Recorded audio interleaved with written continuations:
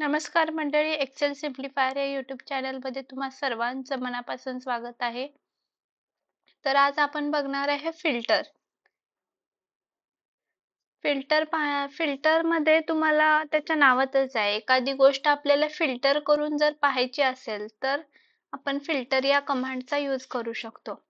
फिल्टरमध्ये जाण्यासाठी सगळ्यात आधी तुम्हाला तुमचा डेटा सिलेक्ट करायचा आहे, म्हणजे तुमच्या टेबलमध्ये तुमचा कर्सर ठेवायचा आहे. त्यानंतर डाटा टॅबला या, फिल्टर ऑप्शनला या.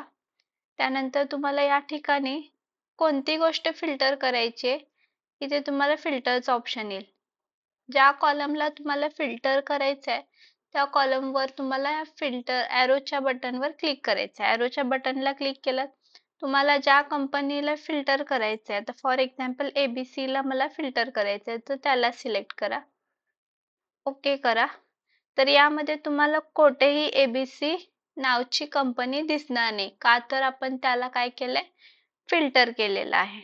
तर अशा प्रकारे तुम्हाला जे नको आहे ते फिल्टर करू शकता, किंवा इथे सिलेक्ट ऑल आहे त्याला तुम्ही डिससिलेक्ट करून तुम्हाला जे एकच कंपनी पाहिजे असेल, फॉर एक्झाम्पल MSI ही एकच कंपनी मला दिसली पाहिजे, तर मी इथे काय केलं, डिससिलेक्ट केलं सर्वांना आणि MSI कंपनीला फक्त काय केलं, ऑन केलं त्याचं फीचर, ओके करा.